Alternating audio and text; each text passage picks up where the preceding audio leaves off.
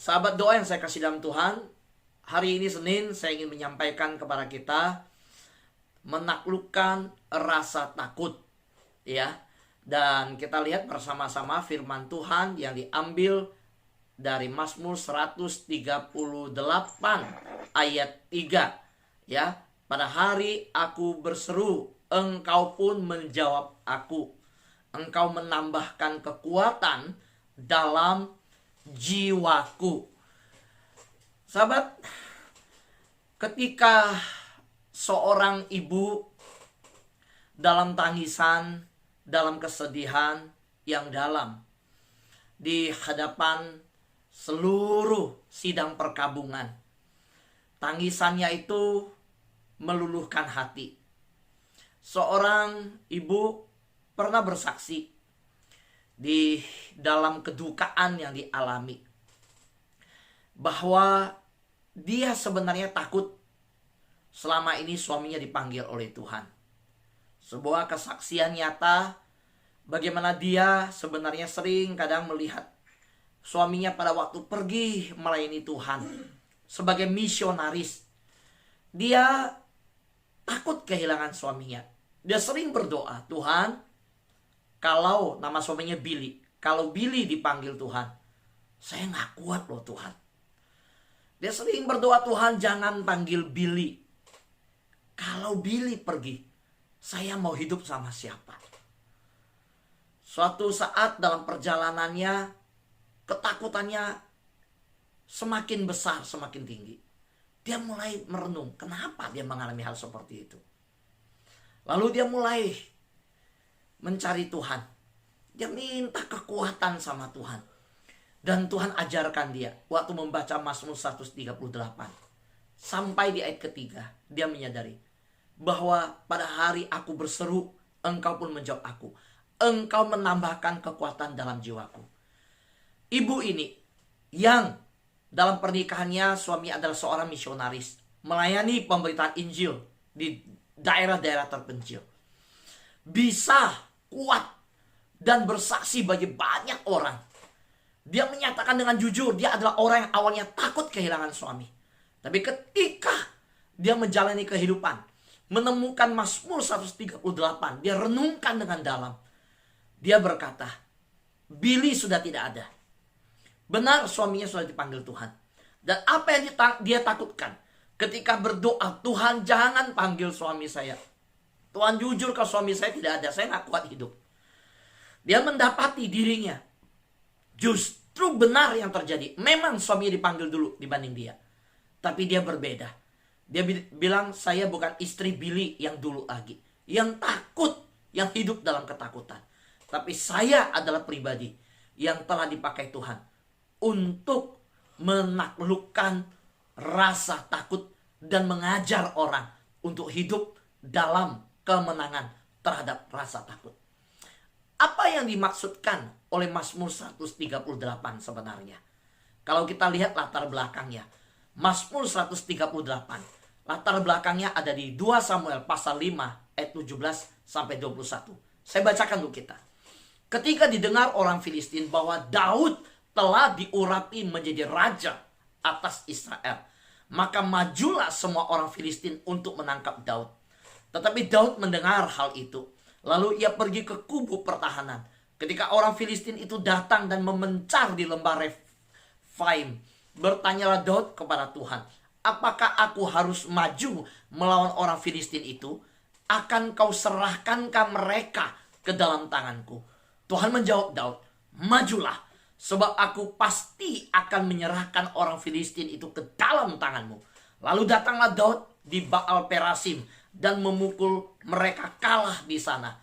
Berkatalah ia, Tuhan telah menerobos musuhku di depanku seperti air menerobos. Sebab itu orang menamakan tempat itu Baal Perasim. Orang Filistin itu meninggalkan berhalanya di sana. Lalu Daud dan orang-orangnya mengangkatnya. Sahabat yang terkasih di dalam Tuhan, saya telah sampaikan tadi bahwa kita mengetahui latar belakang dari Mazmur 138 adalah sejarah pertama kali Daud menjadi raja. Maka ditorehkanlah, dituliskanlah pengalaman Daud pertama kali menjadi raja. Sahabat tahu pengalaman Daud pertama menjadi raja, pengalaman yang seperti apa? Pengalaman dikepung oleh musuh. Baru dinobatkan menjadi raja, pertama kali ditabiskan duduk di atas tahta, belum berpengalaman mengkoordinasi di dalam perintah-perintah sebagai raja, dia sudah dikepung. Filistin dengar Daud sudah menjadi raja.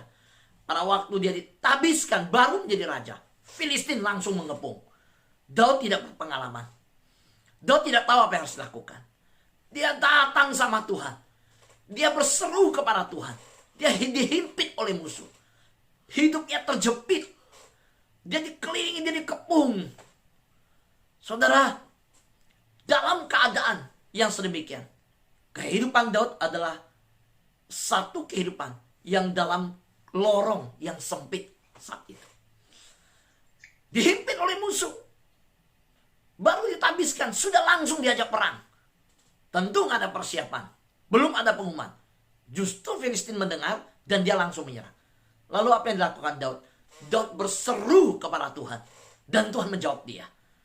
Daud berkata, Engkau menambahkan kekuatan dalam jiwaku. Sahabat yang terkasih dalam Tuhan, itulah yang dialami oleh istri Bili. Ketika dia menghadapi ketakutan, selalu bertanya, kalau suami saya dipanggil oleh Tuhan, bagaimana hidup saya?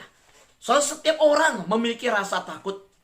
Setiap orang pernah melalui proses yang namanya dihimpit oleh rasa takut. Takut kehilangan pasangan, takut kehilangan anak, takut ketika anak kita mengalami goncangan rumah tangga yang saat ini mungkin mengalami goncangan rumah tangga, takut menghadapi perceraian, takut oleh karena masa pandemi ini. Ada banyak kita mengalami berbagai-bagai rasa takut yang tidak bisa kita ungkapkan. Dan itu real, ada di sekitar kita. Sahabat yang terkasih dalam Tuhan, saya mau berkata, ketika hidup dihimpit dan terjepit oleh berbagai persoalan, jangan takut. Tuhan sanggup mengubah kesempitan menjadi kesempatan untuk menyatakan kuasa dan kebesaran nama Tuhan. Amin sahabat. Amin. Ya. Saya sampaikan, ketika hidup dihimpit dan terjepit oleh berbagai persoalan, Daud tidak henti-hentinya mengalami persoalan. Sebelum jadi raja, dikejar, dihimpit, dijepit dengan pasukan yang besar dan rakyat yang dipimpin oleh Saul. Bahkan baru duduk naik di atas tahta, dia langsung dikepung oleh musuh. Daud terhimpit dan diarahkan dalam keadaan yang sungguh-sungguh tidak bisa bergerak, terjepit oleh sebuah permusuhan yang besar yang turun-temurun yang namanya Filistin. Tapi Daud tidak takut. Apa yang Daud lakukan? Daud datang kepada Tuhan. Daud berseru kepada Tuhan. Dan dalam seru tersebut kita tahu Tuhan mengubah sempitnya keadaan menjadi sebuah kesempatan. Dan jelas nyata Daud mengatakan Tuhan menerobos musuhnya bagaikan air. Dan Tuhan memberi kemenangan kepada dia di tengah kesempitan yang ada. Kuasa Tuhan nyata, kebesaran Tuhan nyata. Saya tidak tahu apa yang sahabat alamin saat ini.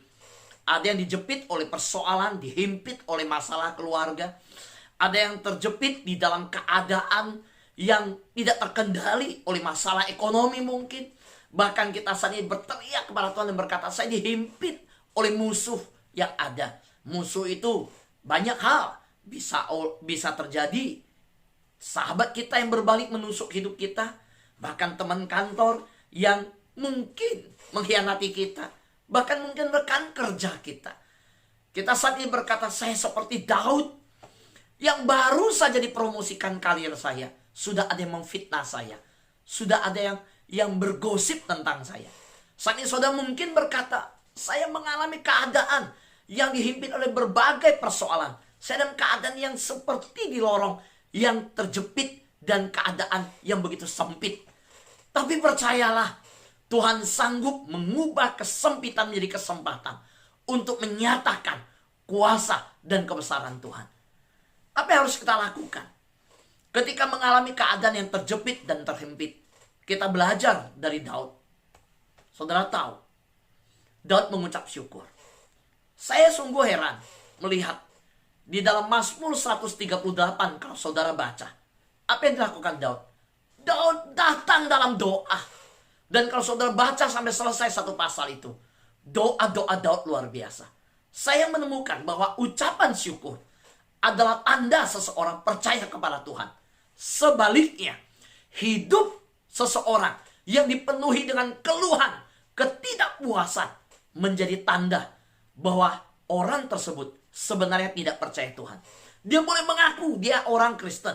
Dia boleh ikut dalam Zoom. Dia boleh ikut YouTube. Dia boleh ikut dalam live Facebook. Dia boleh ikut online ibadah. Dan dia boleh menjadi seorang pengerja Tuhan. Tapi hidupnya jika dipenuhi dengan ketidakpuasan, dia selalu melontarkan keluhan dalam mulut bibirnya, maka orang itu sebenarnya orang yang hanya KTP saja Kristennya. Kenapa saya berkata demikian? Ingat, bangsa Israel. Israel umat pilihan Allah.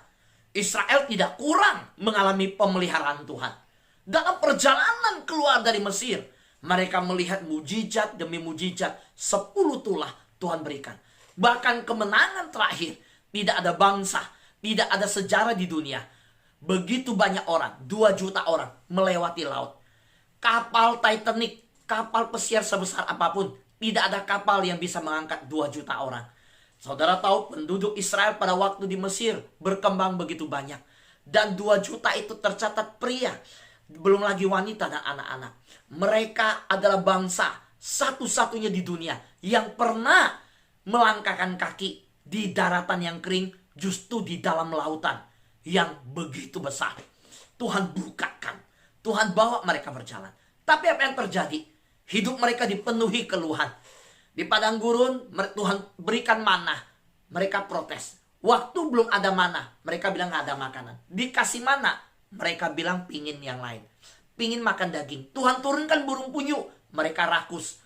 Mereka mengeluhkan air pahit, Tuhan ubah jadi manis. Tetap mereka mengeluh. Saudara, mereka tidak puas. Mereka bilang, Tuhan kami gak mau Tuhan pimpin. Biar kami yang pimpin hidup kami. Padahal Tuhan telah memberikan tiang awan dan tiang api. Kasut mereka tidak pernah rusak. Baju mereka tidak pernah koyak. Tuhan penuhi semuanya. Berapa banyak anak Tuhan hari-hari ini, kalau mereka mau melihat pemeliharaan Tuhan di masa lalu, terlalu banyak. Bahkan hari ini, kalau kita bisa sampai Zoom bersama-sama, kita bisa bertemu bersama-sama, bahkan bisa bernafas bangun pagi ini, betapa banyak anugerah Tuhan. Tapi kalau anak Tuhan masih hidupnya mengeluh dan tidak puas, saya mau berkata, itu tanda tidak percaya pada Tuhan. Mau lihat iman seorang anak Tuhan? Lihat gaya hidupnya. Kalau hidupnya dipenuhi ketidakpuasan keluhan, iman orang itu benar-benar tidak bisa ditampilkan. Tapi saya mau berkata sebaliknya, seseorang yang hidupnya penuh dengan ucapan syukur, itu tanda dia punya iman di hadapan Tuhan. Sahabat yang terkasih dalam Tuhan, bagaimana jalanin hidup kita hari ini? Bagaimana hidup kita sebelumnya? Penuh dengan ucapan syukur atau penuh dengan keluhan dan ketidakpuasan seperti orang-orang Israel? Mari kita lihat bagaimana ucapan syukur itu begitu luar biasa. Diungkapkan di Mazmur 138. 3 langkah ucapan syukur yang saya lihat dalam catatan Mazmur 138. Yang pertama, ketika bicara tentang mengalahkan rasa takut, justru formula yang dikasihkan, resep yang diberikan, bukan muluk-muluk, sederhana, mengucap syukur. Saudara mungkin berkata, bagaimana bisa mengucap syukur kalau dihimpit musuh? Daud datang kepada Tuhan dalam doa. Dan dalam doa, dia mengagungkan Tuhan. Dia bilang betapa besarnya Tuhan. Betapa dahsyatnya Tuhan. Betapa ajaibnya Tuhan. Ketika bangsa Filistin mengepung dia, justru dia berkata, Tuhan, Tuhanlah pemilik bangsa Israel. Bangsa Filistin pun walaupun musuh, Tuhan juga menguasainya. Tuhan berdaulat atas Israel, Tuhan berkuasa atas Filistin. Hari-hari ini kita melihat bagaimana yang terjadi sampai di media massa. Palestina dan Israel bertempur begitu luar biasa. Saudara, kalau kita telusuri iman orang Israel, khususnya pribadi Daud yang dalam Mazmur 138, luar biasa mengejutkan. Waktu dikepung musuh, dia berkata, bangsa itu milik Tuhan. Bangsa ini milik Tuhan. Terserah Tuhan mau lakukan apa. Saudara, langkah ucapan syukur Daud yang pertama. Daud mengucap syukur dengan lahir dari keyakinan yang penuh dari iman. Ucapan syukur yang lahir dari iman. Bahwa Tuhan sebagai pemilik dan pemelihara hidup. Hari ini, ketika saudara dihadapkan dengan rasa takut dan berbagai persoalan. Ada masalah-masalah yang menghimpit dan membuat saudara terjepit. Dan berada dalam kondisi hidup yang begitu sempit. Percayalah bahwa yang memiliki hidup saudara, yang memelihara hidup kita, itu adalah Tuhan. Naikkan syukur kepada Dia yang memiliki hidup kita. Naikkan syukur kepada Dia yang menguasai hidup kita. Dan ketika kita naikkan syukur itu, kita akan melihat rasa takut semakin berkurang, semakin berkurang. Apa yang perlu takut? Takut makan? Takut nggak cukup pakai? Takut hari esok? Nggak ada yang tahu hari esok. Hari esok milik Tuhan. Takut apa yang kita pakai? Yesus berkata jangan khawatir. Maka saudara, arahkan pandangan kita bukan kepada persoalan yang membuat kita takut, tetapi kepada pemilik hidup. Ketika kita arahkan mata iman kita bukan kepada persoalan, tetapi kepada Dia yang memiliki hidup kita, kita akan berkata, tak usah ku takut, Allah menjagaku. Tak usah ku susah, Yesus peliharaku. Lihat saudara, tak usah ku gentar, Roh Kudus hiburku. Siapa yang menghibur? Roh Kudus. Saudara, pemilik hidup yang akan bertanggung jawab terhadap yang dimilikinya. Amin. Karena Dia pemilik, Dialah yang bertanggung jawab atas hidup saudara dan hidup saya. Serahkan kepada Dia. Yang kedua, langkah kedua dan ucapan syukur. Ucap syukur karena ingatan akan perbuatan Tuhan yang ajaib di masa lalu. Saudara tahu di Mazmur 38, waktu dihimpit oleh musuh, Daud datang kepada Tuhan. Daud seolah-olah berkata gini, Tuhan, Tuhan, gua gak takut. Dulu aja dikejar oleh Saul, gua lepas kok. Apa yang perlu saya takut?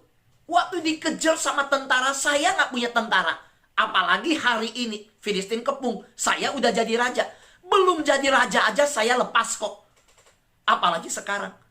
Saudara Daud seolah-olah berkata bahwa kalau dihimpit oleh ketakutan, bagaimana kita menjadi pribadi yang bisa menaklukkan rasa takut. Sebagai anak Tuhan, ketika dihadapkan dengan rasa takut oleh musuh, oleh berbagai persoalan. Memang secara daging ada rasa takut. Ketika persoalan, masalah begitu bermunculan di depan mata. Tapi Daud tidak mau melihat itu. Daud bukan melihat musuh Filistin yang di depan. Daud datang kepada Tuhan berseru dan dia menaikkan syukur berterima kasih. Dulu Tuhan pernah lepaskan. Hari ini juga Tuhan akan melepaskan. Saudara, Daud menyandarkan imannya. Mulai melihat pengalaman-pengalaman dulu yang bagaimana mujizat Tuhan menuntun. Sahabat doa, saya percaya saudara pasti punya pengalaman-pengalaman di masa dulu yang Tuhan lepaskan. Coba mengucap syukur untuk semua pengalaman itu. Amin sahabat. Ya. Yang ketiga, langkah Daud ada ucapan syukur bahwa Tuhan menyelesaikan rencananya dalam hidupnya. Saudara, ketika kita dihadapkan dengan perasaan takut akan masa depan, kita takut bagaimana anak saya sekolah online, baru mau sekolah online, muncul lagi varian baru virus. Aduh, gak sekolah online lagi. Baru punya rencana bisnis, ada masalah lagi. Saudara, mengucap syukur bahwa Tuhan akan menyelesaikan rencananya dalam hidup kita. Itulah yang Daud percaya. Tuhan, Engkau panggil aku jadi raja. Engkau urapi. Tuhan bukan hanya mengurapi lewat Samuel. Tuhan akan tuntun jadi raja dan selesai jadi raja. Daud seolah-olah berkata, ini baru mulai jadi raja. Nggak bakal berhenti. Tuhan akan selesaikan pekerjaannya.